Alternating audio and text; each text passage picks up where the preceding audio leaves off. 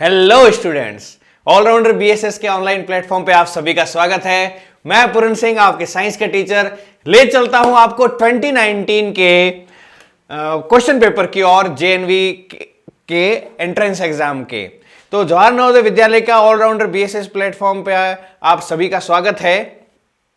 2019 का question paper कर रहे हैं। इसके अंदर जो हमारा क्वेश्चन है वो क्वेश्चन नंबर आपके स्टार्ट होता है क्वेश्चन नंबर 66 से। ठीक है बच्चों, आपके पहले के जो लाइक्स है, कमेंट्स है, खूब सारा ढेर सारा आपने जो हमें सपोर्ट किया उसके लिए वाकई में मैं आपका तहे दिल से शुक्रगुजार हूं। और इसी तरह से आप अपना सपोर्ट हमारे लिए बनाए रखिएगा और हम आपको वादा करते हैं कि आपके लिए हमेशा कंटिन्यू इसी जोश के साथ, इसी मेहनत के साथ हमेशा लगे रहेंगे और आपको आगे लेकर चलते रहेंगे। और आपको कभी भी ऐसा महसूस नहीं होगा कि हमारे लिए कि कोई नहीं है जो हमें इस तरह से सपोर्ट करेगा। हम हमेशा आपको मोटिवेट करते रहेंगे, आपको मटेरियल प्रोवाइड करते रहेंगे। तो स्टूडेंट्स, जो क्वेश्चन नंबर 66 से जो साइंस स्टार्ट हो रही है, चलिए शुरू करते हैं बिना टाइम को गवाए। तो क्वेश्चन जब जैसे ही मैं स्टार्ट करना करूं उससे पहले आप क्या करना कि आपको जो आंसर लगता है कि हाँ भाई इसका आंसर ये हो सकता है, तो उसको आप कमेंट सेक्शन में, चाहे लाइव चैट जो हो रही है आपके यहां पर नीचे, उसके अंदर आप यहां पर कमेंट कर सकते हो। और फालतू का कमेंट प्लीज ना कीजिए, वरना उसको रिमूव भी किया जा सकता है हमेशा के लिए। तो प्रॉपर कमेंट कीजिए। तो क्वेश्चन नंबर 66 हमें यहां पर दिखाई दे रहा है। क्वेश्चन नंबर 66 है, ये कह रहा है कि which one of the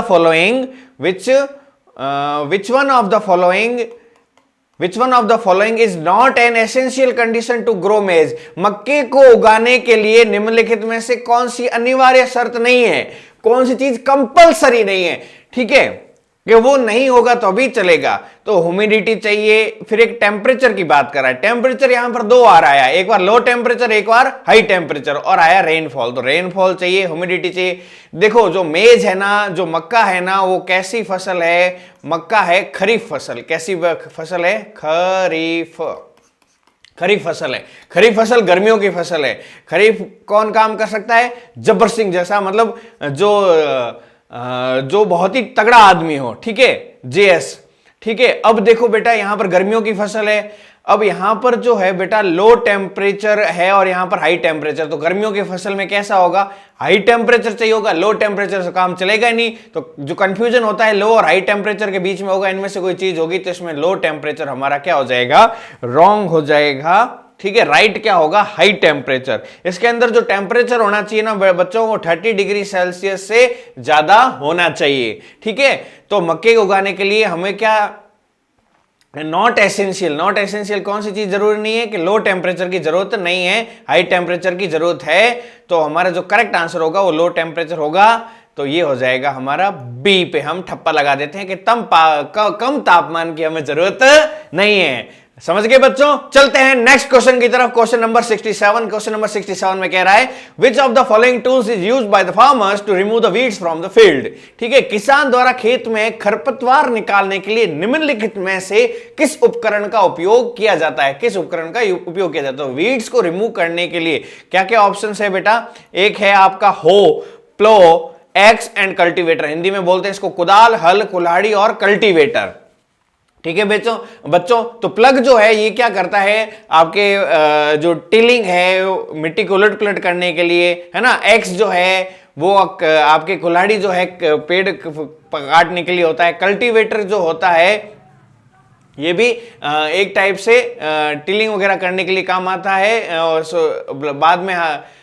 बाद में भी काम आता है। लेकिन ये जो हो है ना, कुदाल है, ये क्या करता है? कुदाल जो क्या करता है? वीड्स को रिमूव करता है। वीड्स जो मतलब अनवांटेड प्लांट्स होते हैं उनको क्या करता है? रिमूव करता है। इसकी स्ट्रक्चर मतलब जो फावड़े जैसी होती है स्ट्रक्चर, और जिसको यहां से इस तरह से होता है ये, ठीक है, और इस तरह से यूं खोद के चीजों को, उन जो अनवांटेड प्लांट्स हैं उनको रिमूव कर दिया जाता है। तो 67 का आंसर क्या हो जाएगा? ए, हो या फिर कुदाल।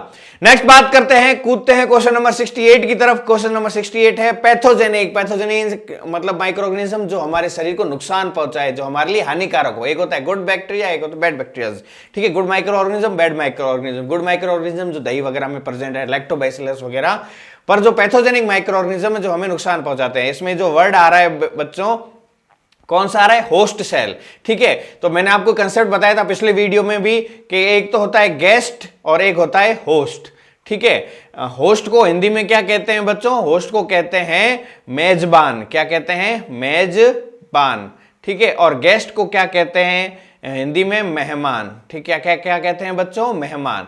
ठीक है। तो यहां पर कोई भी हमारी सेल है, ठीक है, बॉडी की सेल है। अब इस सेल के अंदर कोई ऑर्गेनिज्म आ रहा है, हमारी बॉडी के सेल में कोई ऑर्गेनिज्म आ रहा है, तो वो क्या हो गया? गेस्ट। गेस्ट कौन हो जाएगा? हमारा माइक्रो ऑर्गेनिज्म। कोई भी माइक्रो ऑर्गेनिज्म है अंदर आ रहा है, तो माइक्रो ऑर्गेनिज्म क्या हो गया? हमारा गेस्ट। ठीक है। मेजबान, उसका स्वागत, वहां पर बैठा कौन है उसके पास में जो पहले से मौजूद है? वो होस्ट सेल कौन है? ठीक है, हमारी बॉडी की सेल। अब माइक्रो ऑर्गेनिज्म जो अंदर आया है ना, इसको बोलते हैं हम एंटीजन्स। क्या बोलते हैं बेटा? एंटीजन कहते हैं। ठीक है। अब एंटीजन को मारने के लिए हमारी जो बॉडी है, हमारी जो बॉडी है वो खुद ही ऐसे, और एक होता है एंटीबायोटिक्स। क्या होता है बेटा? एंटीबायोटिक्स। एंटीबायोटिक्स क्या होता है? इसमें हम अलग से मेडिसिन लेते हैं ताकि हमारी बॉडी अगर उसको मारने के लिए काबिल नहीं है तो हम अलग से टैबलेट लेते हैं और फिर इसको क्या करते हैं? मारते हैं। तो वो क्या कहलाती है? एंटीबायोटिक्स कहलाती है। ठीक है। एंटीबॉडीज और एंटीबायोटिक्स दोनों का काम यही है कि एंटीजन को मारना, बाहर से जो चीज आई उसको खत्म करना जो हमारे होस्ट में सेल के अंदर आ गई है। लेकिन एंटीबायोटिक्स हम बाहर से लेते हैं और एंटीबॉडीज हमारी खुद बॉडी है वो जनरेट करती है। ठीक है। अब पेन किलर तो क्या करता है? हमें बस पता नहीं चलने देता है कि क्या हो रहा है हमारी बॉडी में, क्या नहीं हो रहा है। ठीक है। हमारा टेम्परेचर जो बढ़ रहा है उसको कम कर देगा। अब आप चूहा आपका पैर गुतर रहा है, ऐसा एग्जांपल लेके भी मैंने बताया था, और आप बस पेन किलर खाए जा रहे हो ताकि महसूस नहीं होगा, ऐसे करोगे उस चूहे को खत्म करके मार के भगाओगे यहां से, है ना? तो वही सेम सिस्टम है। अगर आप सिर्फ पेन किलर ले रहे हो तो कुछ फायदा नहीं है, तो हम क्या लेंगे इसमें? एंटीबायोटिक्स लेंगे। क्यों एंटीबायोटिक्स? क्योंकि इसने वर्ड यूज किया गया है किल्ड बाय मेडिसिन। मेडिसिन के लिए वर्ड यूज किया गया, और यही अगर कहता कि बॉडी के इम्यून सिस्टम के थ्रू होता तो क्या होता? एंटीबॉडीज होता। क्या होता बेटा? एंटीबॉडीज। लेकिन यहां पर क्या है? दवाओं द्वारा। ठीक है। किसके द्वारा? दवाओं द्वारा होगा, तो उसमें क्या आ जाएगा? आपका एंटीबायोटिक्स। तो 68 का कौन सा राइट हो जाएगा? ए, एंटीबायोटिक्स पे हम टिक लगाते हैं। चलिए बच्चों अगले क्वेश्चन की तरफ। उससे पहले मैं बता देना चाहता हूं, ये जो वैक्सीन होता है, वैक्सीन में क्या करते हैं कि जब हम छोटे बच्चे होते हैं तब हमारे टीके लगाए जाते हैं, और टीके में क्या होता है? वो वायरस ही डाले जाते हैं, लेकिन वो कमजोर होते हैं, थोड़े वीक होते हैं। फिर वो वायरस डालने के बाद में क्या होता है? हमारी बॉडी को एक बार जो इम्यूनिटी सिस्टम उसको ट्रेन किया जाता है कि हाँ भाई ऐसे ऐसे वायरस, वीक वायरस डाले, ताकि बॉडी एक बार एक्टिवेट कर दे कि हाँ भाई ऐसे वायरस आएंगे तो हमें ऐसा एंटीबॉडी रिलीज करना पड़ेगा। तो एंटीबॉडी को पहले से बनाने के लिए उसके अंदर थोड़े से टीके के साथ वायरस डाले जाते हैं, तभी तो उसको थोड़ा बच्चे को बुखार आता है ना। एंटी जो टीका लगा था उसके बाद बच्चे को बुखार आता है, टेम्परेचर गर्म होता है, ताकि उस जो अंदर वायरस घुसा है उसको प्रॉपर एनवायरनमेंट ना मिले, इसलिए हमारी बॉडी का टेम्परेचर राइज करवा देता है हमारी ग्लैंड्स, बॉडी की ग्लैंड्स। ठीक है।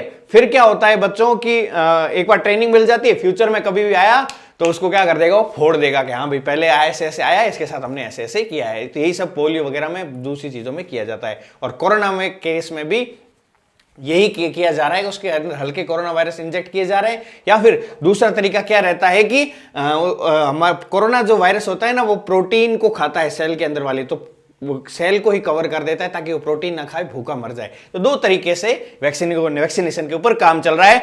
बात करते हैं क्वेश्चन नंबर 69 की। Penicillin was discovered by, penicillin की खोज किसने की थी? ठीक है। अब पेनिसिलिन क्या है कि ये एक ऐसी टैबलेट है जो बैक्टीरिया जो होता है ना बेटा, बैक्टीरिया जो होता है, बैक्टीरिया के बाहर पाई जाती है सेल वॉल, तो पेनिसिलिन सीधा जाके सेल वॉल पे अटैक करता है। पेनिसिलिन से रिलेटेड क्वेश्चन आता है, पेनिसिलिन किस पे जाके अटैक करता है? सेल वॉल पे। बैक्टीरिया पे सेल वॉल पाया जाता है। अब ह्यूमन बींग्स के अंदर तो सेल वॉल पाया नहीं जाता। अगर ह्यूमन बींग्स में सेल वॉल पाया जाता ना, तो वो जो हम पेनिसिलिन टैबलेट लेते थे तो हमें भी नुकसान पहुंचाता, लेकिन ह्यूमन बींग्स में सेल वॉल है ही नहीं, उसके अंदर सेल मेम्ब्रेन है। ठीक है। तो ये क्या करेगा? जाके सेल वॉल पे अटैक करेगा। सेल वॉल पे अटैक करेगा तो बैक्टीरिया की बाहर की कवरिंग है वो खत्म हो जाएगी और वो जिंदा बैक्टीरिया नहीं रह जाएगा और वो स्वाहा। समझ गए बच्चों? तो पेनिसिलिन की जो डिस्कवरी की थी क्वेश्चन नंबर 69 में, उसका आंसर है सी। सी कौन है? Alexander Fleming. कब किया था? 1928 में किया था। और उसके बाद में 7000 जो है आपके पेनिसिलिन जो एंटीबायोटिक्स टैबलेट्स है वो और डिस्कवर कर दी गई है। ठीक है। तो इसका जो 69 का आंसर है, किस पे ठप्पा लगाएं बच्चों? किस पे? सी पे, अलेक्जेंडर फ्लेमिंग पे। बहुत बहुत धन्यवाद अलेक्जेंडर फ्लेमिंग को। उसके बाद बात करते हैं next question number 70। Please like, share and subscribe this channel और खूब सारे कमेंट कीजिए, आप अपने विचारों को हमारे सामने लेकर आइए, तब हम पता चलेगा कि आप हमारे वीडियोस को लाइक कर रहे हैं कि नहीं कर रहे हैं। कि आपके जो पॉजिटिव जो कमेंट्स आते हैं उसी से मुझे ये एनर्जी मिलती है। आप जो एनर्जी देख रहे हो मेरे अंदर आपके कमेंट्स के कारण आ रही है। एक एक कमेंट्स आपका पढ़ा जा रहा है और जहां पर भी आपको डाउट है उसका आंसर वहीं पर हाथों हाथ दिया जा रहा है बच्चों। तो प्लीज कमेंट करना जरूर चालू रखिएगा। नेक्स्ट बात करते हैं हम क्वेश्चन नंबर 70 की। क्वेश्चन नंबर 70 है पॉलीकॉट। अब हिंदी मीडियम वाले बच्चों भी इंग्लिश की तरफ देख लो। पॉलीकॉट, पॉलीकॉट बनता है पॉलिस्टर और कॉटन, दोनों के नाम में ही देख लो पॉली और कॉट, ठीक है। तो ये पॉलिस्टर और कपास इसका क्या हो जाएगा राइट। नाइलॉन कॉटन नहीं, पॉलिस्टर वूल क्या कहलाता है, ये पॉलिस्टर और वूल क्या कहलाता है, पॉलीवूल कहलाता है। तो एक होता है पॉलीवूल और एक होता है पॉलीकॉट। पॉलीकॉट किससे बनता है, पॉलिस्टर और कॉटन से मिलकर बनता है। तो इसका 70 का आंसर क्या हो जाएगा, डी, पॉलिस्टर और कपास या फिर पॉलिस्टर प्लस कॉटन। नेक्स्ट बात करते हैं क्वेश्चन नंबर 71 की तरफ। क्वेश्चन नंबर 71 है aqueous solution of which of the following oxide. नीचे जो ऑक्साइड दे रखे हैं इनका एक्वस सॉल्यूशन, इनमें से किसका एक्वस सॉल्यूशन जो है वो ब्लू लिटमस को किस में कन्वर्ट कर देगा, रेड लिटमस में कन्वर्ट कर देगा। वो किस टाइप के, ब्लू लिटमस को किस में कन्वर्ट कर देगा बच्चों, रेड में कन्वर्ट कर देगा। ब्लू को किस में कन्वर्ट कर देगा बच्चों, रेड में कन्वर्ट कर देगा। तो अगर कोई चीज नीले से लाल में कन्वर्ट हो रही है, नीले से लाल में कन्वर्ट हो रही है, तो मैंने ट्रिक बताई थी आपको, अनिल एसिड जो होते हैं, अम्ल जो होते हैं वो नीले को लाल में परिवर्तित करते हैं। अब यहां पर तो कोई एसिड है नहीं, यहां लिखा हुआ है sulphur dioxide, magnesium oxide, iron oxide और कॉपर ऑक्साइड, है ना बच्चों। तो यहां पर देखो, जब मैंने आपको मेटेलिक ऑक्साइड बताए थे, धातुओं के ऑक्साइड बताए थे, तब उसमें मैंने आपको कहा था कि जो नॉन मेटल होते हैं, अधातुएं होती है, उनके जो ऑक्साइड होते हैं वो उनकी प्रकृति कैसी होती है, उनकी प्रकृति होती है बेटा एसिडिक। कैसी होती है, एसिडिक, अम्लीय प्रकृति के होते हैं। और जो मेटल ऑक्साइड होते हैं उनकी प्रकृति कैसी होती है, बेसिक होती है, क्षारीय प्रवृत्ति होती है। क्यों होती है, क्योंकि जो हमारे अधातु होती है उसको जब हम जल के साथ में मिलाते हैं, उसको किसके साथ मिलाते हैं बच्चों, जल के साथ में, अधातु प्लस जल, तब हमें क्या मिलता है बेटा, हमें मिलता है अम्ल और साथ में अम्ल। जैसे कि यहां पर एग्जांपल ले लेते हैं SO2, इसको जल में डालेंगे तो H2O, तो ये मिल जाएगा हमें अम्ल, ठीक है, H2SO3, तो ये एसिड मिल गया। और यहां पर जैसे कि हम धातु का ऑक्साइड ले रहे हैं, जैसे कि मैग्नीशियम लिया और उसके साथ में क्या मिलाई हमने, ऑक्सीजन, तो ये क्या हो गया, मैग्नीशियम हाइड्रोक्साइड। तो ये क्या बन जाता है, बेस हो जाता है मैग्नीशियम हाइड्रोक्साइड। और ये क्या है, H2SO3, सल्फ्यूरस एसिड या फिर सल्फ्यूरिक एसिड कुछ भी बनाता है तो वो क्या हो जाता है, एसिड हो जाता है। तो यहां पर देखो, यहां पर भी मैग्नीशियम धातु है, ठीक है, आयरन क्या है, धातु है, कॉपर क्या है, धातु है, मैग्नीशियम क्या है, धातु है, लेकिन सल्फर जो है वो क्या है, अधातु है। इसलिए यहां पर जो सल्फर ऑक्साइड है, अधातुओं का ऑक्साइड होगा, वो क्या बनाएगा, अम्ल बनाएगा, और अम्ल ही नीले को लाल में परिवर्तित करते हैं। समझ गए बच्चों।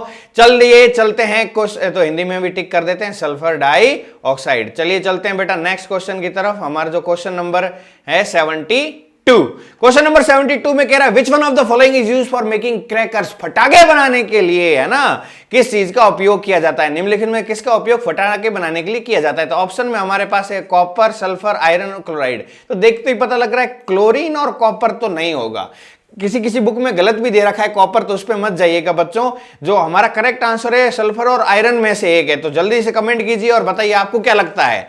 अब देखो बेटा क्या होता है, बच्चे कंफ्यूज क्यों होते हैं, क्योंकि जो फूलझड़ी वगैरह चीजें होती है ना, उसमें आयरन यूज होता है जलाने के लिए, ठीक है, लेकिन जो मेन हर फटाके के अंदर यूज होता है वो क्या होता है, सल्फर होता है। क्या होता है बेटा, सल्फर यूज किया जाता है, सल्फर को यूज किया जाता है। किसको यूज किया जाता है बेटा, सल्फर को, ठीक है। और जिसको हिंदी में हम क्या कहते हैं, गंधक भी कहते हैं, ठीक है बच्चों। गन पाउडर वगैरह बनाने के लिए, बारूद वगैरह बनाने के लिए सल्फर को यूज किया जाता है। आयरन जो है इसे जो फुलझड़ी टाइप यूं लाइटिंग नहीं होती उसके लिए होता है, पर मेन जो होता है वो सल्फर होता है। तो ज्यादा बेस्ट, ज्यादा करीब आंसर कौन सा है उसको सेलेक्ट करना है। वो कंफ्यूज करने की कोशिश करेगा, ये भी हो सकता है वो भी हो सकता है, लेकिन जो ज्यादा प्रॉपर, ज्यादा नियरेस्ट कौन सा है उसको सेलेक्ट करना है। तो हमारा 72 का जो आंसर हो जाएगा वो क्या हो जाएगा बच्चों, बी, सल्फर। क्या हो जाएगा बच्चों, सल्फर। समझ में आ रहा है, मजा आ रहा है? प्लीज कमेंट सेक्शन में बताते रहिए कि आपको ये वीडियो अच्छे लग रहे हैं, नहीं लग रहे हैं। लाइक कीजिए, खूब सारा लाइक कर दीजिए, ताकि हमें लगे कि भाई ये जो है काम हो रहा है हमारी तरफ से और आपको भी बहुत पसंद आ रहा है। तब हम ऐसे और वीडियोस आपके लिए लेकर आएंगे बच्चों, ठीक है?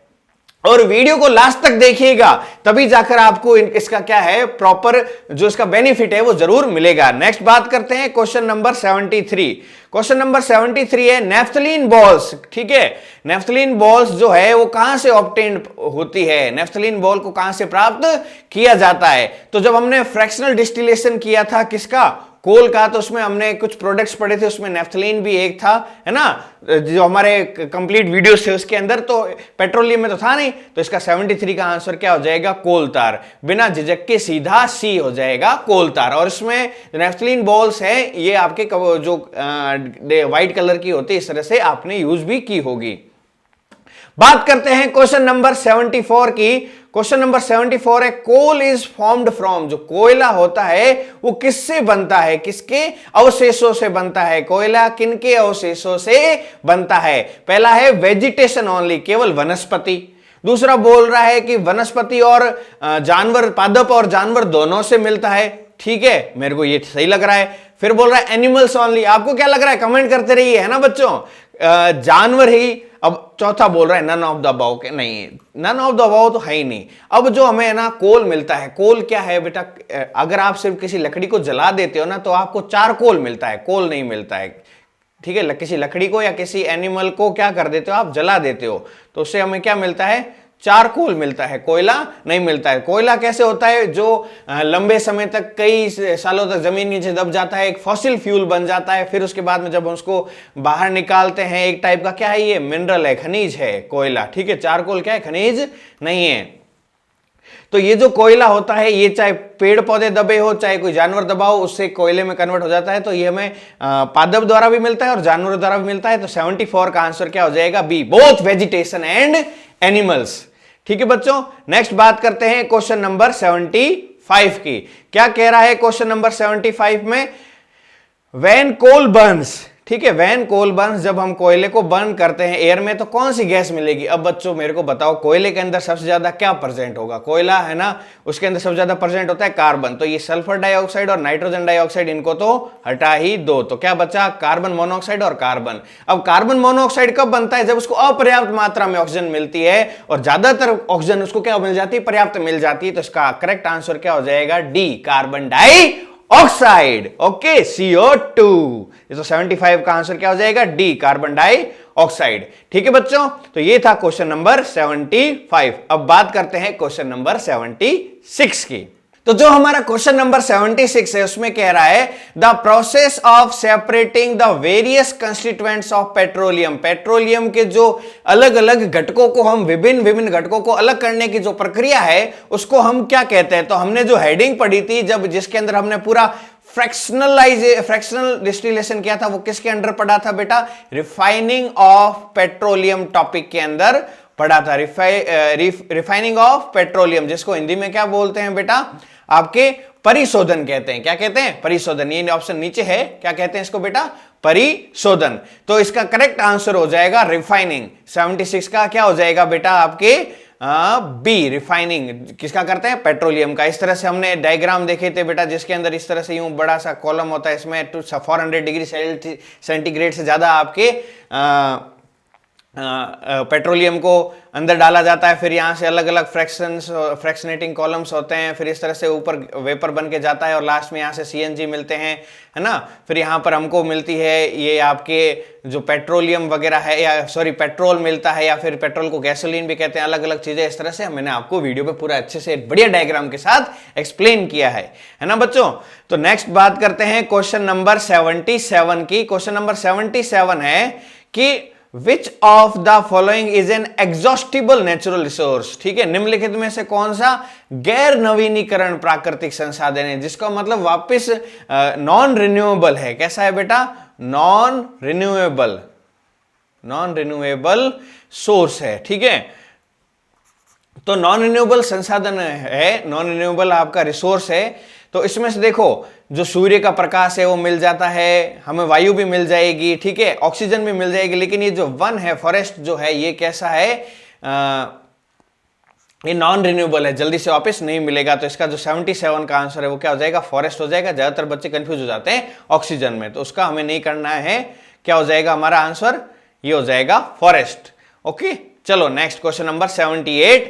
Dash is meant for the conservation of biodiversity in their natural habitat. ठीक है, अपने प्राकृतिक आवास में, ठीक है, अपने प्राकृतिक आवास में जैव विविधता के संरक्षण के लिए, ठीक है, तो वो किस चीज का उपयोग किया जाता है, किस चीज का उपयोग करते हैं, अपने नेचुरल हैबिटेट में। उनका हैबिटेट चेंज नहीं किया, तो जू वगैरह, जू वगैरह में क्या होता है, उनको उठा के दूसरी जगह से दूसरी जगह एक जगह पर लाके इकट्ठा कर दिया जाता है, तो उनका नेचुरल हैबिटेट नहीं है। ठीक है, बॉटनिकल गार्डन जिसमें पेड़ पौधों को रखा गया है, जूलॉजिकल जिसमें जानवरों को मोस्टली रखा गया है ना, और डैम्स तो आपको पता ही अलग है, बांध वगैरह बना दिया जाता है जिसमें पानी को रोका जाता है, तो ये तो है नहीं।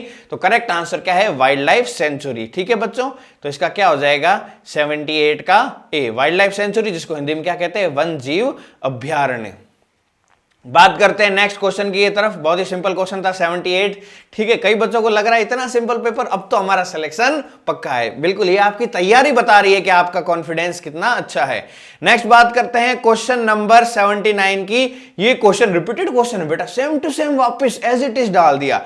Clearing of large patches of forest for cultivation of crops, मतलब क्या कह रहा है कि फसलों की खेती के लिए जंगलों के बड़े पैच के बंद होने के कारण हो सकता है। मतलब क्या करते हैं कि बड़े बड़े जंगलों को क्या कर देते हैं, हम काट देते हैं, फिर उसके बाद में उसकी वहां पर खेती करते हैं। तो बड़े बड़े आप क्या कर दोगे, पैचेस को अगर आप वहां से काट दोगे तो क्या हो जाएगा, वहां पर जो सॉइल वगैरह है, तो उसको जो रूट्स वगैरह, जो प्लांट्स की रूट्स वगैरह है, वो क्या कर देती है, उनको रोक के रखती है, उनको बहने नहीं देती। जैसे कि मान लो ये आपका जमीन है और यहाँ पर आपका ये प्लांट है ऊपर से, ठीक है, तो इसकी जो रूट्स है ना, ये सॉइल को रोक के रखती है। तो जब हम जंगल को काट देंगे तो ये क्या करती है, रूट्स ढीली पड़ जाती है। रूट्स ढीली पड़ जाएगी तो पानी आएगा, हवा आएगी, उसके साथ ये रूट्स क्या हो जाएगी, इसको पकड़ नहीं पाएगी और पानी इसके साथ में बह जाएगा। ठीक है, तो इसके अंदर जो हो रहा है कि सॉइल का क्या हो रहा है, इरोजन हो रहा है, चाहे विंड के थ्रू हो रहा हो, चाहे वाटर के थ्रू हो रहा है। तो इसका आंसर क्या आ जाएगा, सॉइल इरोजन, ना कि पोल्यूशन, कंजर्वेशन या फर्टिलिटी।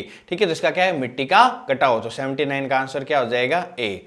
ठीक है, ये रिपीटेड क्वेश्चन है, इसको पहले हमने और अच्छे से डिस्कस कर लिया है, तो इसमें हम अपना टाइम वेस्ट नहीं करेंगे। नेक्स्ट बात करते हैं क्वेश्चन नंबर 80 पे। Which of the following is found in an plant cell but not in animal cell. Plant cell में कौन सी चीज है और एनिमल सेल में, प्लांट सेल में तो पाई जाती है, एनिमल सेल में नहीं पाई जाती। तो क्या क्या ऑप्शन है हमारे पास, देखो, एक है आपका cell wall, mitochondria, cell membrane और न्यूक्लियस। ये तीनों चीजें दोनों में पाई जाती है, लेकिन जो सेल वॉल है ये प्लांट सेल में तो पाई जाती है, प्लांट सेल में तो प्रेजेंट रहती है। कोशिका भित्ति जो है वो आपके पादप कोशिका में तो पाई जाती है, लेकिन पशु कोशिका, एनिमल सेल के अंदर अब्सेंट रहती है। ठीक है, तो इसका जो आंसर हो जाएगा वो क्या हो जाएगा, सेल वॉल या फिर कोशिका भित्ति। ठीक है, ये, और सेल वॉल के पीछे कौन सी चीज प्रेजेंट होती है, सेल वॉल के पीछे कौन सी चीज प्रेजेंट होती है जो हमें न्यूज़पेपर में भी पाई जाती है। गाय बड़े चाव से खाती है न्यूज़पेपर को, क्यों खाती है, हम सेल वॉल को क्यों नहीं खाते हैं, न्यूज़पेपर को क्यों नहीं खाते हैं, हमें वो डाइजेस्ट क्यों नहीं होता है। क्या चीज है ऐसी जो गायों को तो डाइजेस्ट हो जाती है, हमें डाइजेस्ट नहीं होती है। तो क्या पाया जाता है, सेल्यूलोज के पीछे पाई जाती है लेयर, किस चीज की है, प्लीज कमेंट सेक्शन में कमेंट करके जरूर बताइएगा। ठीक है बच्चों, अब बात करते हैं अगले question number 81। Chromosomes are present in, chromosomes किसके अंदर प्रेजेंट होते हैं, तो ये न्यूक्लियस, राइबोसोम और माइटोकॉन्ड्रिया। हिंदी में लिखा हुआ है केंद्रिका, क्रोमोसोम्स को हिंदी में बोलते हैं गुणसूत्र, है ना। एक केंद्रिका, नाभिक, राइबोसोम और माइटोकॉन्ड्रिया। तो राइबोसोम और माइटोकॉन्ड्रिया के अंदर क्रोमोसोम्स आपके पाए नहीं जाते हैं, क्योंकि राइबोसोम्स जो है वो क्या करते हैं, प्रोटीन सिंथेसिस का काम करते हैं, और राइबोसोम्स खुद रफ एंडोप्लाज्मिक रेटिकुलम के ऊपर पाए जाते हैं। माइटोकॉन्ड्रिया का काम होता है एनर्जी प्रोड्यूस करना, एटीपी की फॉर्म में, ऊर्जा एडिनोसिन ट्राइफॉस्फेट के फॉर्म में ऊर्जा को क्या करती है, ये प्रोड्यूस करती है, एनर्जी को प्रोड्यूस करती है। बात आती है न्यूक्लियस और न्यूक्लियस में, तो इनमें जो न्यूक्लियस है, जो आपका नाभिक है, उसके अंदर आपके क्रोमोसोम्स अंदर पाए जाते हैं। ठीक है, तो इसका जो 81 है इसका करेक्ट आंसर क्या हो जाएगा बच्चों, न्यूक्लियस बी, या फिर हम क्या कह सकते हैं, नाभिक। ठीक है, नेक्स्ट बात करते हैं क्वेश्चन नंबर 82 की। 82 है which one of the following is oviparous, निम्नलिखित में से कौन सी चीज जो है अंडा यूज है। हिंदी में लिखा हुआ है ना, देखो अंडा यूज। अब इंग्लिश मीडियम वाले बच्चों को हिंदी में जाने की जरूरत है यहां पर कि अंडा यूज है। अंडा आप कौन देती है, बात करते हैं इंसान, कुत्ता, गाय, मुर्गी। इंसान देते हैं क्या अंडे, कुत्ता, गाय नहीं, मुर्गी देती है अंडे। तो मुर्गी क्या हो गई, अंडा यूज हो गई। हैन जो है वो क्या है, ओविप्रस। अगर हिंदी में नहीं भी समझ पढ़नी आ रही तो आपको ओ तो दिख रही है, ओ मतलब कैसा आकार है, अंडे जैसा आकार है। अच्छा, आपके लिए एक बहुत अच्छा क्वेश्चन है यहां पर कि एक कुछ मैमल्स जो होते हैं, मैमल्स मतलब स्तनधारी, कुछ मैमल्स ऐसे होते हैं, ठीक है, जो मैमल्स होते हुए, जैसे हम है, ठीक है, बैट है, चमगादड़ है, वो भी एक मैमल है, ब्लू व्हेल है, वो भी एक मैमल है ना, जिनके, और कुछ मैमल्स ऐसे भी होते हैं जो मैमल होते हुए भी लिविंग बीइंग्स को प्रोड्यूस नहीं करके एग्स को प्रोड्यूस करते हैं। ऐसा एक एक्सेप्शन है मैमल होते हुए भी, उसका नाम स्टार्ट होता है पी से, है ना। तो उसका मेरे को कमेंट सेक्शन में आंसर चाहिए कि कौन सा ऐसा मैमल होते हुए भी क्या दे रहा है, वो अंडे दे रहा है, ओविप्रस है, ना कि विविप्रस है। ठीक है बेटा, तो ये था 82, इसका आंसर क्या हो जाएगा, हैन। ये भी क्वेश्चन क्या है, रिपीटेड क्वेश्चन है बेटा, इसलिए आपको मॉडल पेपर, सॉरी ये आपको पिछले सालों के पेपर करवाए जा रहे हैं, ताकि कुछ ना कुछ एक भी क्वेश्चन इसमें से बैठ गया तो किसके घर का आ रहा है, अपने बढ़िया ही है, एक कोई ना कोई क्वेश्चन मिल गया। इसलिए वीडियो के लास्ट तक बने रहिएगा बच्चों, क्या पता इसमें से कोई क्वेश्चन आपको मिल जाए, क्योंकि सेम क्वेश्चन का पैटर्न रहता है, वो रिपीटेड होता है। हमने सब कुछ पढ़ लिया, बस अब हमें क्या करना है, थोड़ा स्मार्ट स्टडी करनी है, अपने टाइम को यूटिलाइज करना है ज्यादा से ज्यादा। नेक्स्ट बात करते हैं क्वेश्चन नंबर 83 की। प्लीज लाइक करते रहिएगा वीडियो, जितने व्यूज है उतने के उतने मेरे को लाइक्स चाहिए बच्चों। अगर आपको और ऐसे वीडियोस चाहिए तभी मुझे पता लगेगा यू आर लाइकिंग इट। आपके लिए मेहनत कर रहे हैं बच्चों, दिन रात लगे हुए हैं आपके लिए। 83, तो क्वेश्चन नंबर जो 83 है वो है टू सेल्स दैट फ्यूज, ऐसी दो सेल्स जो आपस में फ्यूज होती है और मिलकर क्या बनाती है, जाइगोट।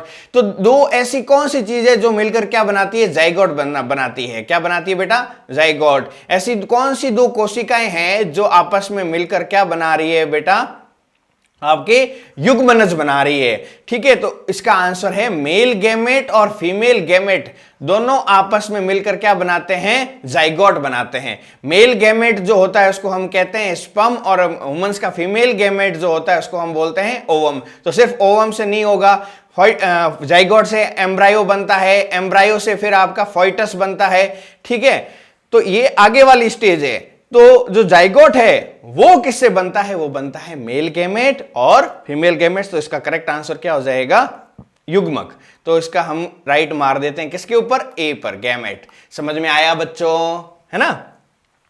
चलिए नेक्स्ट चलते हैं क्वेश्चन नंबर 84 की तरफ। 84 है dash should be present in water. ठीक है, ये क्वेश्चन भी रिपीटेड, ये क्वेश्चन भी repeated. Dash should be present in water for metamorphosis of tadpoles. Dash जो है टेडपोल के कायांतरण के लिए पानी में मौजूद होना चाहिए। टेडपोल क्या होता है बेटा, टेडपोल जो मेंढक होता है ना, उसका जो प्री स्टेज है, जो फ्रॉग की जो है ना, फ्रॉग की लाइफ होती है, उसके अंदर जो प्री स्टेज है वो क्या होती है बेटा, टेडपोल होते हैं। ऐसे छोटे छोटे पानी में पाए जाते हैं, उनके अंदर गिल्स वगैरह प्रेजेंट होते हैं। तो अगर इन टेडपोल्स को ग्रोथ होके फ्रॉग बनना है, उनको और डेवलप होना है, तो ये एनसीईआरटी की बुक की पेज नंबर 200 पे अवेलेबल है। इसको पहले भी हमने डिस्कस किया था। तो इसके अंदर क्या होता है, मेटामॉर्फिस के अंदर के जो जहां पर वो जिस पानी में रह रहे हैं वहां पर आयोडीन प्रॉपर रहना चाहिए। क्योंकि आयोडीन किस लिए चाहिए, क्योंकि ये जो टेडपोल्स है इनके अंदर थायराइड ग्लैंड होती है। कौन सी ग्लैंड होती है बेटा, थायराइड ग्लैंड होती है। और ये थायराइड ग्लैंड कौन सा हार्मोन निकालती है, थायरोक्सिन हार्मोन रिलीज करती है। तो थायरोक्सिन हार्मोन के लिए क्या चाहिए, आयोडीन। अगर उस पानी के अंदर आयोडीन नहीं है तो ये आपका फ्रॉग जो है वो ग्रोथ नहीं करेगा। तो क्लोरीन नहीं, कार्बन नहीं, सल्फर नहीं, इसके लिए क्या चाहिए बच्चों, आयोडीन जो है वो प्रेजेंट होना चाहिए। इसका क्या आंसर हो जाएगा, डी। नेक्स्ट बात करते हैं क्वेश्चन नंबर 85। 85 है deficiency of thyroxine in the body causes. जब थायरोक्सिन की बॉडी में कमी हो जाती है, जब थायरोक्सिन की बॉडी में कमी हो जाती है तो कौन सा रोग होता है? तो ये तो बड़ा ही आसान है, हमें पता है कि जब थायरोक्सिन जो है वो हार्मोन रिलीज नहीं होगा, कब?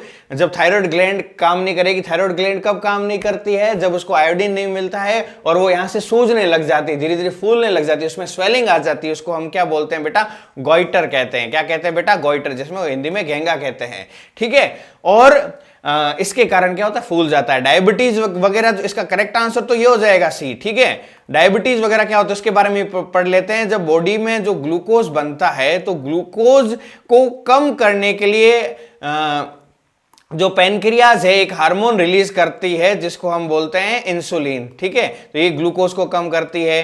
ड्वार्फिज्म मतलब साइज कम वगैरह रहती है। तो इसका करेक्ट आंसर क्या हो जाएगा? सी। नेक्स्ट बात करते हैं क्वेश्चन नंबर 86 की।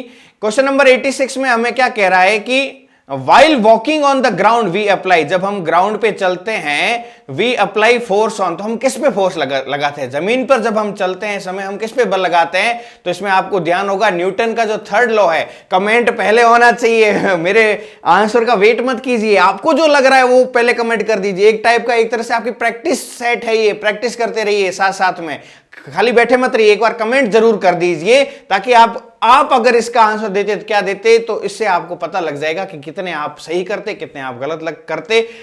खाली सोचने से नहीं होगा, एक बार कमेंट कर दीजिए ताकि पता लग सके कि आपको कि हाँ इसका आंसर ये होना चाहिए। और कोई उल्टे फुल्टे कमेंट ना कीजिए वरना आपको परमानेंटली वहां से ब्लॉक भी किया जा सकता है चैनल से। तो इसलिए प्रॉपर आंसर दीजिए। ये कह रहा है कि जब हम चलते हैं ग्राउंड पे तो हमें फोर्स किस पे लगाना चाहिए? तो जो आप एक काम कीजिए, अपने जहां पर टेबल वगैरह खड़े हैं, टेबल वगैरह जहां पर बैठे हैं उस पे खड़े होइए और ट्राई कीजिए जंप करने की। तो आप क्या देखोगे कि आप है ना पहले नीचे की तरफ होते हैं, जोर लगाते हैं, फिर ऊपर होते हैं। तो क्या कर रहे हैं? जमीन पे प्रेशर लगा रहे हैं, फिर आप क्या हो रहे हैं? उछल पा रहे हैं। तो ऐसा क्यों कर रहे हैं? क्योंकि आप पहले फोर्स कहां लगा रहे हैं? ग्राउंड पे लगा रहे हैं। तो ग्राउंड आपके ऊपर इक्वल एंड ऑपोजिट क्या लगा रहा है? फोर्स। तब आप ज्यादा जंप कर पा रहे हैं। जो रेसिंग ट्रैक होता है ना बच्चों, तो उसमें भी स्टार्टिंग में यहां पर क्या लगाया जाता है? ऐसे स्टार्टर लगाया जाता है ताकि वो उसको क्या मिल सके आगे जाने के लिए, एक बार पीछे जाने के लिए धक्का, पीछे फोर्स लगाता है पैर से ताकि वो आगे स्टार्टअप उसको अच्छा मिल जाए। रेडी गेट सेट गो, फिर वो पीछे फोर्स लगाता है और फटाफट आगे जाता है। तो समझ गए बच्चों? तो इसके अंदर वो ग्राउंड के ऊपर फोर्स लगाता है। न्यूटन का थर्ड लॉ है, every action has an equal and opposite reaction. हर क्रिया की क्या होती है? प्रतिक्रिया होती है। तो हम क्रिया किस पे कर रहे हैं? जमीन पे कर रहे हैं, उसको आगे बढ़ने में हमें क्या मिल रही है? प्रतिक्रिया वापस बराबर मिल रही है। तो इसका 86 का जो आंसर हो जाएगा वो क्या हो जाएगा? जमीन पर या फिर ग्राउंड पर वो हम क्या लगाते हैं? फोर्स लगाते हैं। तो ये क्या हो जाएगा? बी इसका करेक्ट आंसर हो जाएगा। इसमें सी ऊपर है, बी नीचे है। हिंदी मीडियम में बात करते हैं बेटा क्वेश्चन नंबर 87। ज्यादा नहीं बेटा, 13 क्वेश्चन है लगभग। ठीक है, वीडियो के लास्ट तक बने रहिएगा। नेक्स्ट क्वेश्चन कह रहा है इन प्रिपेयरिंग अ चपाती, जब हम चपाती को क्या कर रहे हैं? प्रिपेयर कर रहे हैं, बना रहे हैं। फ्रॉम डो मतलब जो आटा होता है उससे, है ना? तो हम क्या कर रहे हैं? ठीक है, तो ये हिंदी में लिखा हुआ आटे से चपाती तैयार करने में लगाया गया बल। तो आटे को गूंथना पड़ता है अच्छे से, तो हम क्या कर रहे हैं? हाथों से उसको क्या लगा रहे हैं? ऐसे गूंथ रहे हैं। ठीक है, तो इसमें हम मसल्स क्या लगा रहे हैं? ग्रेविटी लग रहा है, फ्रिक्शन फोर्स लग रहा है, मैग्नेटिक। बहुत सिंपल सा आंसर है, हमारे मसल्स यूज हो रही है, पेशियां यूज हो रही है। तो 87 का हमारा करेक्ट आंसर क्या हो जाएगा? ए मस्कुलर फोर्स उसमें लग रहा है, पेशीय बल उसके अंदर लग रहा है। और ये कैसा होता है? कॉन्टैक्ट फोर्स होता है, कॉन्टैक्ट होता है। मैग्नेटिक कैसा होता है? नॉन कॉन्टैक्ट होता है। ग्रेविटेशनल कैसा होता है? नॉन कॉन्टैक्ट होता है, डायरेक्ट कॉन्टैक्ट नहीं होता है। ठीक है, और फ्रिक्शन जो होता है वो कॉन्टैक्ट है। फोर्स एंड प्रेशर चैप्टर से ये टॉपिक लिया गया है। ठीक है बच्चों, उसके बाद बात करते हैं क्वेश्चन नंबर 88 पे। क्वेश्चन नंबर 88 में हमें क्या कह रहा है कि mobil oil is applied on iron shutters to dash friction. अब जो शटर्स वगैरह होते हैं दुकानों के आगे जो लगे हुए रहते हैं, है ना, लोहे के शटर पर मोबिल ऑयल लगाया जाता है घर्षण को कम करने के लिए, ज्यादा करने के लिए, उसको पूरा ही हटाने के लिए, या फिर समान रखने के लिए, है ना। मतलब सामान्य है, जैसा समान है उसके जैसा था, कीप टू सेम रखने के लिए। तो हम क्या करते हैं? ऑयल किस लिए लगाते हैं? ताकि वो आसानी से ऊपर या नीचे हो जाए। मोबिल ऑयल क्या है? ये एक लुब्रिकेटिंग ऑयल होता है जो क्या करता है? फ्रिक्शन को कम करता है। वो जो इरेगुलरिटीज होती है ना, ठीक है, कोई भी दो सरफेस होती है, ठीक है, अगर उनके बीच में इरेगुलरिटी ज्यादा है तो वो क्या हो जाएगा, फ्रिक्शन बढ़ जाएगा। अगर वो उबड़ खाबड़ है तो उनमें घर्षण ज्यादा होगा। तो लुब्रिकेटिंग ऑयल क्या करता है, ये स्पेस को जाकर भर देता है, जिससे कि क्या होता है कि इनमें घर्षण कम होता है। पानी गिरा हुआ रहता है सतह पर, सतह की जो इरेगुलरिटीज है, ठीक है, जो उसकी उबड़ खाबड़ है सतह है, उसको भर देता है और हम क्या होते हैं उसमें फिर फिसलने लग जाते हैं, हमें अच्छी ग्रिप नहीं मिल पाती है। पर इसमें हम क्या कर रहे हैं, फ्रिक्शन को कम कर रहे हैं, ठीक है। तो आयरन सेटर्स पे हमें क्या, टू डिक्रीज द फ्रिक्शन, एकदम रिमूव तो कहीं होता ही नहीं, आइडियल केस होता है। इसका करेक्ट आंसर क्या हो जाएगा, डिक्रीज, कमी करने के लिए, बिल्कुल समाप्त नहीं हो सकता वो। ये हो गया क्वेश्चन नंबर 88। अब बात करते हैं क्वेश्चन नंबर 89 की तरफ। क्वेश्चन नंबर 89 है बच्चों, उसमें क्या कह रहा है कि the surface of mortar and pastel, ये भी फ्रिक्शन से रिलेटेड है, सिलबट्टा, पेस्टल को सिलबट्टा भी कहते हैं, यूज्ड फॉर ग्राइंडिंग, ठीक है, is etched again after long use to dash friction. ठीक है, हिंदी में पढ़ लेते हैं, अगर इंग्लिश मीडियम को समझ नहीं आ रहा तो हिंदी को भी यूज करें वो, क्योंकि दोनों मीडियम में एक साथ रहता है। पीसने के लिए इस्तेमाल किए जाने वाले मोर्टार और मूसल, जिसको सिलबट्टा कहते हैं, कि सतह लंबे समय तक इस्तेमाल के बाद फिर से खोदी जाती है।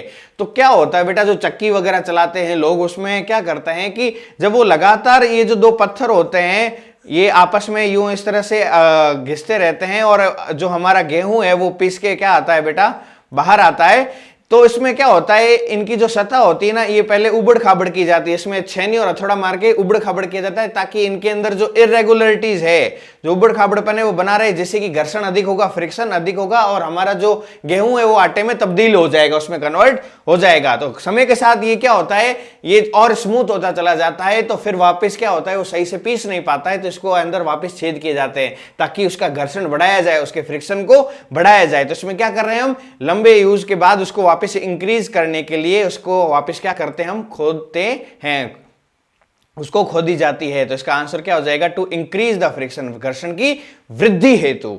बात करते हैं क्वेश्चन नंबर 90। क्वेश्चन नंबर 90, अब 11 क्वेश्चन रहे हैं बच्चों, लास्ट तक बने रहिएगा, बिल्कुल आपसे उम्मीद है। क्यों, क्योंकि क्या पता नीचे बचे हुए किन क्वेश्चंस में से हमारे पास वो क्वेश्चन मिल जाए, क्योंकि क्वेश्चन 10 क्वेश्चन रिपीट हो रहे हैं बेटा, मैंने ऐसा देखा है 10 तक क्वेश्चन तक रिपीट हो जाते हैं, थोड़ा सा चेंज होता है बस, कई तो एज इट इज छपते हैं। ठीक है, बात करते हैं क्वेश्चन नंबर 90 की। क्वेश्चन नंबर 90 क्या है, क्वेश्चन नंबर 90 है, to increase the loudness of sound, ये भी रिपीटेड, ये बहुत बार आता है बेटा question, to increase the loudness of sound dash vibration of sound. ठीक है, ध्वनि की तीव्रता बढ़ाने के लिए ध्वनि कंपन की क्या करना चाहिए। दरअसल जब भी लाउडनेस का वर्ड है, लाउडनेस जैसी जो ध्वनि की जो तीव्रता बढ़ानी हो ना, तो हमें उसका आयाम बढ़ा देना चाहिए, या फिर क्या कर बढ़ा देना चाहिए, उसका एम्पलीट्यूड। साउंड को जब आप तेज करते हो तो उसका एम्पलीट्यूड बढ़ा रहे होते हो। तो इसका जो मैंने आपको ग्राफ जब पढ़ाया था उसमें बताया था कि देखो ये इसका आयाम होता है, ऊपर नीचे ध्वनि का। ठीक है, तो जितना बड़ा ये आयाम होगा आवाज उतनी तेज होगी। अभी मेरी क्या होगी, आवाज तेज होगी, मतलब मेरा एम्पलीट्यूड क्या हो गया, बढ़ गया। अभी आवाज स्लो है तो एम्पलीट्यूड क्या है, कम है, मेरा आयाम कम है। ठीक है बच्चों, तो जो लाउडनेस है वो किसके डायरेक्टली प्रोपोर्शनल है, किसके समानुपात है, वो एम्पलीट्यूड के स्क्वायर के ऊपर है, तो इसके ऊपर डायरेक्टली डिपेंड करता है। तो हमें क्या करना पड़ेगा, एम्पलीट्यूड को इंक्रीज करना पड़ेगा। आयाम में क्या की जाती है, वृद्धि की जाती है, जिसके कारण साउंड लाउड होता है, जो ध्वनि होती है वो तीव्र होती है। ठीक है, बात करते हैं क्वेश्चन नंबर 91 की, लास्ट 10 क्वेश्चन बच्चों। वेरी गुड, इसी तरह से कंटिन्यूअसली आप लाइक करते जाइए, बिल्कुल बेटा लाइक करना मत भूलना। क्वेश्चन नंबर 91 है, if we listen to the sound of lightning, अगर हमें लाइटनिंग की साउंड को 10 सेकंड के लिए सुन पा रहे हैं, आफ्टर ऑब्जर्विंग इट, फिजिक्स का क्वेश्चन, माय फेवरेट, ध्यान से सुनना बेटा, after observing it how far we from the place where lightning occurs. Hindi में लिखा है, यदि हम तड़ित, वाह हिंदी का मेरा फेवरेट वर्ड है ये, तड़ित झंझावत, लाइटनिंग है ना, यदि हम तड़ित की ध्वनि 10 सेकंड के लिए सुनते हैं, तो अवलोकन करने के बाद, उसको सुनने के बाद हम उस स्थान से कितनी दूर हैं जहां बिजली उत्पन्न होती है। तो मान लो ए पॉइंट से बिजली उत्पन्न हुई, हम हैं इस बी पॉइंट पे, यहां से यहां तक जो है 10 सेकंड लगे उसको साउंड को कंप्लीट पहुंचने के लिए। टाइम क्या हो गया बेटा, इसके अंदर समय क्या हो गया, टाइम हो गया 10 सेकंड। ठीक है। अब यहां पर देखो स्पीड दे रखी है साउंड की कितनी, 330 मीटर पर सेकंड, ये साउंड की स्पीड है। लाइट की स्पीड क्या है बेटा, 3 लाख किलोमीटर पर सेकंड, और ये क्या है 330 मीटर पर सेकंड। तो ये क्वेश्चन भी आ सकता है कि लाइट की स्पीड ज्यादा तेज है या साउंड की, तो हम क्या बताएंगे लाइट की, इसलिए पहले हमें दिखाई देता है फिर बाद में सुनाई देता है। तो एक बच्चे से पूछा था, मैंने आपको जोक भी सुनाया था कि बेटा ज्यादा हमें बिजली जब चमकती है पहले दिखाई क्यों देती है, बाद में क्यों सुनाई देती है, कि गुरुजी हमारी आंखें आगे और कान पीछे हैं। तो ऐसा आंसर ऑप्शन आपको नहीं मिलेगा, इसमें आपको बताना पड़ेगा कि लाइट की स्पीड ज्यादा है 3 लाख किलोमीटर पर सेकंड, और साउंड की कितनी 330 मीटर पर सेकंड। ठीक है बच्चों, तो जो जेट जाते हैं ना बहुत फास्ट, उनकी स्पीड जो साउंड से भी ज्यादा होती है। ठीक है, तो इसके अंदर जो स्पीड जो आ गई, इसकी जो चाल आ गई, स्पीड जो है वो कितनी है 330 मीटर 330 मीटर पर सेकंड। अब आपको फॉर्मूला पता है, चाल बराबर दूरी बटा समय, speed is equal to distance upon time. तो हमें फाइंड आउट क्या करनी है, डिस्टेंस, तो टाइम यहां डिवाइड में इधर आकर क्या हो जाएगा मल्टीप्लाई में, तो distance is equal to speed into time. Speed कितनी है 330, टाइम कितना है 10, तो 330 इंटू 10 क्या हो गया 3300 मीटर। ठीक है, 3 किलोमीटर और 300 मीटर, 3.3 किलोमीटर भी हो सकता है। तो इसका जो करेक्ट आंसर हो जाएगा बच्चों हमारा सी हो जाएगा। उम्मीद करता हूं आपको ये क्वेश्चन समझ में आया। Speed is equal to distance upon time, time जो डिवाइड में था स्पीड से मल्टीप्लाई आ गया, distance is equal to time into speed. Speed जो थी 330 थी, टाइम कितना था 10 सेकेंड्स था, तो दोनों को मल्टीप्लाई कर दिया तो हमें क्या मिल गया बेटा, हमारी डिस्टेंस मिल गई। तो ये था क्वेश्चन नंबर 91। नेक्स्ट बात करते हैं हम क्वेश्चन नंबर 92 की। तो जो क्वेश्चन नंबर 92 है उसमें क्या कह रहा है, इलेक्ट्रिक करंट कैन प्रोड्यूस, जो विद्युत धारा है, विद्युत धारा डैश प्रभाव उत्पन्न करती है। तो कौन कौन से बोले हुए हैं इसने, ओनली थर्मल एंड केमिकल, सिर्फ थर्मल और रासायनिक। ठीक है, फिर अगला बोला है कि ओनली थर्मल एंड मैग्नेटिक, जिसमें थर्मल और मैग्नेटिक चुंबकीय प्रभाव, ठीक है, उष्मीय प्रभाव, ठीक है, थर्मल एंड मैग्नेटिक। फिर बोल रहा है सिर्फ मैग्नेटिक और केमिकल, चुंबकीय और रासायनिक। ठीक है, फिर अगला बोल रहा है कि तीनों टाइप। तो जब हमने इलेक्ट्रिसिटी वाला चैप्टर पढ़ा था कि इलेक्ट्रिसिटी के कितने इफेक्ट होते हैं, ये तीनों इफेक्ट होते हैं। कौन से, थर्मल इफेक्ट, मैग्नेटिक इफेक्ट और केमिकल इफेक्ट। थर्मल इफेक्ट में हमने देखा था जो गीजर है, जो हीटर है, इलेक्ट्रिक प्रेस है, वो क्या करते हैं, इलेक्ट्रॉन के फ्लो को रोक देते हैं, रेजिस्ट कर देते हैं, उनमें बाधा उत्पन्न कर देते हैं, जिससे क्या होता है कि जो हमारी ये इलेक्ट्रिकल एनर्जी है वो हीट एनर्जी, ऊष्मा के रूप में कन्वर्ट हो जाती है, परिवर्तित हो जाती है। तो ये थर्मल एनर्जी भी यूज होता है। ठीक है, उसके बाद में इलेक्ट्रिसिटी की हेल्प से हमने मैग्नेटिक एनर्जी भी प्रोड्यूस की थी। आपने क्या, जो विद्युत घंटी है या फिर इलेक्ट्रिक बैल है, उसके अंदर हमने देखा था कैसे हमने एक सोलेनॉइड बनाया था, फिर उसके बाद में उसको यूज किया था बेल बजाने के लिए, उसका भी पूरा अच्छे से कंसेप्ट क्लियर किया था मैंने। केमिकल इफेक्ट के अंदर क्या होता है कि कैसे इलेक्ट्रोप्लेटिंग वगैरह की जाती है, किसी के ऊपर एक लेयर चढ़ाई जाती है इलेक्ट्रिसिटी की हेल्प से, तो केमिकल इफेक्ट भी पढ़ा था। तो तीनों होते हैं इलेक्ट्रिक करंट के। तो इसका हमारा आंसर क्या हो जाएगा, डी, ऑल थ्री टाइप्स, तीनों प्रकार के। नेक्स्ट क्वेश्चन की तरफ चलते हैं बच्चों। क्वेश्चन नंबर है आपका 93। क्वेश्चन नंबर जो 93 उसमें क्या कह रहा है, इन विच of the following solution conduction of electricity will not takes place। नीचे दिए गए निम्नलिखित में से किस में बिजली का चालन नहीं होगा। तो बिजली के चालन के लिए ये क्वेश्चन भी रिपीटेड है, रिपीटेड क्वेश्चन। बिजली के चालन के लिए इलेक्ट्रॉन क्या होने चाहिए, प्रेजेंट होने चाहिए, फ्री इलेक्ट्रॉन प्रेजेंस होने चाहिए, या फिर फ्री जो आयंस है, ठीक है, आयन जो है वो क्या होने चाहिए, फ्रीली मूवमेंट होने चाहिए। तो जो हमारा टैप वाटर होता है, नल का जो पानी होता है, ठीक है, तो उसके अंदर क्या होते हैं, मिनरल्स वगैरह, खनिज वगैरह पाए जाते हैं। ठीक है, जिस कारण वो क्या बना देते हैं, फ्री आयंस हो जाते हैं, जिसके कारण इलेक्ट्रिसिटी कंडक्ट हो जाती है, विद्युत का प्रभाव होता है। लेकिन जो डिस्टिल्ड वाटर होता है जिसमें कोई भी मिनरल नहीं है, तो वो क्या है, बैड कंडक्टर है। क्या है बेटा, बैड कंडक्टर। बैड कंडक्टर को ही हम क्या कहते हैं, इंसुलेटर भी कहते हैं। जो बैड कंडक्टर ऑफ इलेक्ट्रिसिटी, जो अपने थ्रू इलेक्ट्रिसिटी को पास नहीं करने देता, उसको क्या कहते हैं हम बेटा, इंसुलेटर भी कहते हैं। ये कमेंट आया था पिछली वीडियो में, इसलिए मैंने इसको वापस यहां पर शो कर दिया। फिर है एक वेजिटेबल ऑयल, फिर विनीगर और लेमन जूस। तो विनीगर और लेमन जूस दोनों क्या है, एसिड होते हैं। तो एसिड जो मोस्टली उनके अंदर फ्री H+ आयन पाया जाता है, हाइड्रोजन आयन पाया जाता है, उस कारण इलेक्ट्रिसिटी कंडक्ट करते हैं अपने लिक्विड स्टेट के अंदर। तो इसका जो फ्री इलेक्ट्रॉन या आयंस कहां नहीं पाए जाते, वेजिटेबल ऑयल के अंदर। तो इसका आंसर हो जाएगा बी, वनस्पति तेल या फिर वेजिटेबल ऑयल। ये जो होते हैं ये क्या नहीं करते हैं बच्चों, ये इलेक्ट्रिसिटी को पास नहीं होने देते, बिजली का चालन नहीं करते, विद्युत का चालन अपने द्वारा नहीं होने देते। नेक्स्ट क्वेश्चन की तरफ चलते हैं, क्वेश्चन नंबर 94। सिर्फ 6 क्वेश्चन बाकी है बच्चों। प्लीज ज्यादा से ज्यादा लाइक कीजिए इसको और अपने कमेंट्स हमें जरूर कीजिएगा। कमेंट्स को मैं जरूर पढ़ता हूं बेटा, और आपके कमेंट से ही हमें मोटिवेशन मिलता है इतनी ज्यादा एनर्जी के साथ काम करने के लिए। जितने अच्छे कमेंट्स होंगे, जितने ज्यादा कमेंट्स होंगे, उतने ज्यादा काम करेंगे हम आपके लिए, और जितने व्यूज है उतने लाइक्स तो मिलने ही चाहिए बच्चों। ठीक है, रिक्वेस्ट, हम्बल रिक्वेस्ट आपसे। नेक्स्ट क्वेश्चन नंबर है 94। क्वेश्चन नंबर 94 में क्या है? The movement of earth plate can cause, पृथ्वी की प्लेटों की गति के कारण बन सकता है। क्या बन सकता है? जो हमारी पृथ्वी है बेटा, उसके अंदर क्या होती है, बाहर से तो स्थिर दिखती है लेकिन अंदर इसके अंदर बहुत सारी हलचल होती रहती है। तो ऐसे ऐसे मतलब यूं प्लेटें चलती रहती है इसके अंदर। जब दोनों प्लेटें, टेक्टोनिक प्लेट्स जो होती है, आपस में एक दूसरे के आमने सामने आ जाती है, तो भिड़ंत के कारण एक ऊपर चली जाती है और एक नीचे चली जाती है। इस कारण यहां पर कंपन पैदा होता है, जिसके कारण अर्थक्वेक या फिर भूकंप आता है। ठीक है, इसके कारण और भी कई चीजें होती है, सुनामी वगैरह आती है। ठीक है, साइक्लोन्स बनते हैं, थंडरस्टॉर्म बनते हैं, लेकिन मेन जो होता है इसमें अर्थक्वेक आता है, और अर्थक्वेक के कारण ये बाकी सब होते हैं। तो करेक्ट आंसर क्या हो जाएगा? अर्थक्वेक। ठीक है, मेरे आंसर देने से पहले आपका कमेंट आ जाना चाहिए कि सर इसका आंसर ये होगा, तभी मजा आएगा साथ साथ में सॉल्व करते हुए। नेक्स्ट चलते हैं क्वेश्चन नंबर 95 की तरफ। 5 क्वेश्चन बचे हुए हैं बच्चों, हमने कर लिया है ये पेपर। ठीक है, कुछ कॉन्फिडेंट फील हो रहा है? बिल्कुल, आपको भी मजा आ रहा होगा और मुझे भी बहुत मजा आ रहा है इसको सॉल्व करने में। क्वेश्चन नंबर जो हमारा 95 है, the outer most layer of earth. अरे बार, इतना सिंपल क्वेश्चन। अर्थ के आउटर मोस्ट लेयर को क्या कहते हैं? इतना, ये तो मतलब जैसे मुंह में लड्डू दे दिया हो। ये लो बेटा, नंबर ले लो एक। Outer most layer of the earth पूछा है। Thank you JNV. तो अर्थ जो होती है उसके सबसे आउटर मोस्ट लेयर को हम क्या कहते हैं बेटा? उसको कहते हैं हम क्रस्ट कहते हैं। क्या कहते हैं? क्रस्ट। फिर उसके बाद में जो अगली लेयर होती है उसको हम क्या बोलते हैं?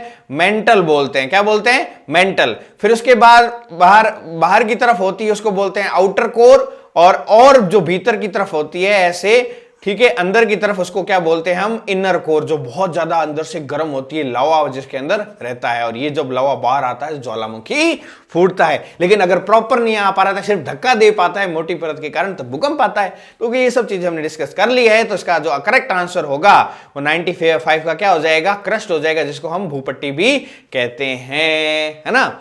नेक्स्ट बात करते हैं, सिर्फ 4 क्वेश्चन बचे हुए बच्चों। नेक्स्ट हमारे जो देवताओं के गुरु शुक्राचार्य, ग्रह आगे, तो जो ग्रह शुक्र है वो सूर्योदय से पहले हमें डैश आकाश में दिखाई देता है। डैश आकाश मतलब पूर्व में दिखाई देता है, सूर्योदय से पहले, या पश्चिम में दिखाई देता है, उत्तर में दिखाई देता है, या दक्षिण में।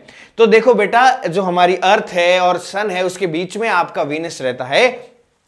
तो इसमें क्या होता है, सन जहां सन रहेगा उसी डायरेक्शन में हमें वीनस दिखाई देगा। मॉर्निंग में कहां दिखाई देता है सन? ईस्ट में। तो सूर्योदय से पहले दिखाई देता है आपका वीनस। ठीक है, लेकिन वीनस जो है हमें स्टार की जैसा दिखाई देता है, लेकिन असली में क्या है? वो प्लेनेट है। वो अपने एटमॉस्फेयर के कारण इतना अच्छा रिफ्लेक्शन करता है, जिसके कारण वो हमें चमकता हुआ दिखाई देता है। देवताओं के गुरु भी है शुक्र। इस तरह से मैंने आपको बहुत अच्छी तरीके से वीनस की जो है प्रॉपर्टीज बताई थी। ठीक है, तो इसका जो है आंसर जो होगा वो सनराइज से बिफोर कहां होगा? ईस्टर्न में होगा, पूर्व की तरफ हमें दिखाई देगा, जिसे मॉर्निंग स्टार भी कहते हैं और इवनिंग स्टार भी कहते हैं। दोनों में सबसे पहले यही दिखाई देता है और सबसे चमकता हुआ दिखाई देता है, जिसको मौन तारा भी कहते हैं, जिसको देख के शाम को जो कन्या है अपना मौन तोड़ती है, चुप रहने की आदत सिखाती है उनकी माताएं। इस तरह से कह के मैंने अपने बहन के बारे में बताया था, उसको मैं खूब चिढ़ाता था। उसका मौन व्रत होता है तब तक, बाद में तो फिर तो बस वो खुद शुक्राचार्य बन जाती थी। ठीक है, पहले वो कुछ नहीं बोलती थी, पहले उसको पानी वगैरह पिला के फिर वो बोलती थी। इस तरह से कुछ होता है प्रोसेस। ठीक है, तो 96 का जो करेक्ट आंसर हो जाएगा बेटा वो क्या हो जाएगा? ईस्टर्न। ये क्वेश्चन भी रिपीटेड है, ये वीनस से रिलेटेड आता है क्वेश्चन मोस्टली। देखो, डेली लाइफ से ऐड करने से क्या होता है कि हमें वो लंबे समय तक याद रहता है, इसलिए मैं आपको कनेक्ट करता हूं इन सब चीजों से। नेक्स्ट बात करते हैं क्वेश्चन नंबर 97 में। ये कह रहा है कि जो हरि है, हरि ने फुल मून को हम क्या कहते हैं हिंदी में? पूर्णिमा कहते हैं। क्या कहते हैं बेटा? पूर्णिमा। ठीक है, तो आपको थोड़ा सा इंट्रोडक्शन देता हूं मून के बारे में, कि जो हिंदी महीने होते हैं, चैत्र, वैशाख, जेठ, आषाढ़, इस तरीके से चलते हैं। तो उसके अंदर जो भी कोई भी मंथ होना स्टार्ट होता है वो एकम से स्टार्ट होता है उसका, और बीच वाला महीना होता है बेटा वो होता है अमावस्या। क्या होता है बेटा? अमावस्या। फिर वापस एकम, ये पहला एकम बीज तीज ऐसे करके 14 तक चलता है, 14 कहते हैं, फिर अमावस्या आती है, फिर वापस एकम बीज तीज इस तरह से वापस पूर्णिमा तक चलता है। तो ये जो टोटल है ना, इसमें टाइम पीरियड लगता है वो 29 डेज का लगता है। कितना डेज लगता है? 29 डेज। ठीक है, तो वापस फुल मून डेज के देखने के लिए इसको कितना टाइम लगेगा? 29 डेज। ठीक है, तो ये तो था इसका आंसर। एक आपको होमवर्क देते हैं, आप अपने पेरेंट्स से पूछिएगा कि साल का जो है हिंदी जो कैलेंडर है, जिसको हिंदू कैलेंडर जिसको हम क्या कहते हैं? विक्रम संवत। ठीक है, ये मून के ऊपर काम करता है। ठीक है, हिजरी संवत ये मुस्लिमों का कैलेंडर, ये भी मून के ऊपर काम करता है। ठीक है, साख संवत ये भी हमारा राष्ट्रीय कैलेंडर है, साख संवत ये भी मून के ऊपर काम करता है। लेकिन जो हमारा गार्गेरियन कैलेंडर है जनवरी फरवरी, वो सन के ऊपर बेस्ड है, उसके ऊपर काम करता है। तो इसमें एक महीने में 29 डेज है, तो कंप्लीट कैसे होता है 1 ईयर? तो हर 4 साल बाद एक महीना अधिक आ जाता है, जिसको हम अधिक मास कह के उसको कंप्लीट कर देते हैं। This was extra information for you. तो इसको आप थोड़ा बहुत होमवर्क लेके अगर पेरेंट्स से पूछोगे तो उनको भी लगेगा इस तरह से कुछ स्टडी कर रहे हैं और मून के बारे में और बात करेंगे। ठीक है, तो वो पूछना कि साल का पहला महीना कौन सा होता है और साल का आखिरी महीना कौन सा होता है? तो उसका दोनों महीना होता है चैत्र ही होता है। क्या होता है बेटा? चैत्र ही होता है। क्यों होता है ये आप अपने पेरेंट्स से पूछना कि पहला और आखिरी महीना दोनों ही चैत्र क्यों होते हैं। बड़ा इंटरेस्टिंग क्वेश्चन है। नेक्स्ट बात करते हैं क्वेश्चन नंबर, अगर किसी को आंसर मिले तो कमेंट सेक्शन में जरूर बताना। नेक्स्ट बात करते हैं क्वेश्चन नंबर 98 की। विच of the following is a green house gas? ठीक है, ग्रीन हाउस गैस कौन सी है? ठीक है, तो इसमें है ए है नाइट्रोजन, बी ऑक्सीजन, सी क्लोरीन। ये तीनों ही ग्रीन हाउस गैस नहीं है। कार्बन डाइऑक्साइड होती है, नाइट्रोजन डाइऑक्साइड होती है, ठीक है, मेथेन होती है, CH4 ये तो होती है, लेकिन इसमें तीनों में ये कोई ऑप्शन नहीं आ रहा। तो अब क्या करें सर?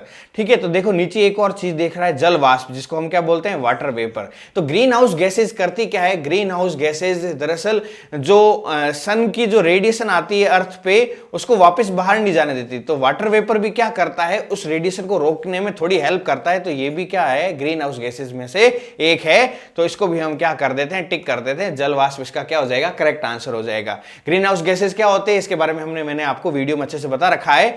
फिर भी थोड़ा बहुत अगर आप कहो तो मैं इंट्रोडक्शन दे देता हूं। प्लीज कमेंट करके हमें बताइए क्या मुझे बताना चाहिए, नहीं बताना चाहिए। जिस तरीके से आपके कमेंट्स आ रहे हैं उस हिसाब से yes yes yes yes. Okay बच्चों, तो देखो बेटा क्या होता है कि जो आप एक कांच का घर होता है जिसके अंदर क्या होता है? सनलाइट तो आ सकती है लेकिन वापस जा नहीं सकती। तो जिसमें नर्सरी जो छोटे छोटे पौधों को रखा जाता है, जिसमें सनलाइट तो आ सकती है लेकिन वापस नहीं जा सकती, तो इसको ग्रीन हाउस कहते हैं, छोटे छोटे पौधों को बढ़ाने के लिए। तो अगर इस छोटे से कांच के घर को अगर हम बड़ा सा अर्थ माने, तो अर्थ के ऊपर भी जो लाइट आ रही है उसको वापस जाने नहीं दे रही। ऐसी बहुत सारी गैसेज है, उनको हम क्या कहते हैं? ग्रीन हाउस गैसेज कहते हैं, जो ये CO2, NO2 और मेथेन। ठीक है, तो वाटर वेपर भी उनके जैसा बिहेव करता है। तो ये था शॉर्ट ग्रीन हाउस गैसेज के बारे में। ओजोन लेयर डिप्लीशन अलग चीज है, वो क्लोरोफ्लोरोकार्बन के कारण होता है, वो अलग चीज है, उसको वो सेम मत कर देना। ठीक है, और इसी के कारण ग्लोबल वार्मिंग हो रही है ग्रीन हाउस गैसेज के कारण। नेक्स्ट बात करते हैं क्वेश्चन नंबर 99। क्वेश्चन नंबर 99 बच्चों 2 क्वेश्चन रहे हैं, लगभग अब हमारी सेंचुरी होने वाली है, 99 पे हम पहुंच गए हैं। The occasion of tree plantation, the occasion of tree plantation, same repeated question. जुलाई अगस्त में क्या हो जाएगा? वन महोत्सव। मतलब खुशी हो गया इस तरह से क्वेश्चन देखते हुए कि वन महोत्सव आ गया है ना। तो वन महोत्सव कहते हैं, बिना सोचे समझे हम आराम से टिक मार सकते हैं, पहले भी हमने इसको डिस्कस किया है। तो वन महोत्सव जो है जुलाई अगस्त में मंथ में मनाया जाता है, इसमें खूब सारे पेड़ पौधे लगाए जाते हैं। Next, last but not the least, ठीक है, एसिड रेन जो होती है उसके अंदर मोस्टली ज्यादा क्वांटिटी अम्लीय वर्षा होती है। उसमें क्या किस चीज की ज्यादा क्वांटिटी होती है? तो 2 चीजें होती है, NO2 और SO2। NO2 जब वाटर के साथ रिएक्शन करती है तो नाइट्रिक एसिड बनाती है, और SO2 जब वाटर के साथ रिएक्शन करती है तो सल्फ्यूरस या सल्फ्यूरिक एसिड बनाती है। ठीक है, तो ये दोनों एसिड जो है आपके एसिड रेन के अंदर प्रेजेंट होते हैं, और इसका करेक्ट आंसर हो जाएगा SO2, बाकी गलत है। ठीक है, तो 100 का क्या हो जाएगा? SO2, sulphur dioxide gas. तो इसी के साथ आपका जो ये पेपर है कंप्लीट होता है। इसी तरह से आप हमारे साथ लगातार आते रहिएगा, अपने कमेंट्स को बिल्कुल बरकरार रखिएगा, लाइक कीजिए खूब सारा। अगर आपने सब्सक्राइब कर रखा है तो और भी अपने दोस्तों को बताइए, ज्ञान बांटने से बढ़ता है बच्चों। ओके, मिलते हैं नेक्स्ट वीडियो में। पढ़ते रहिए, आगे बढ़ते रहिए। जय हिंद, जय भारत। घिरे हुए अंधियारे को अब हम दूर भगाएंगे, घिरे हुए अंधियारे को अब हम दूर भगाएंगे, ज्ञान की ज्योति जलाएंगे, हम ज्ञान की ज्योति जलाएंगे।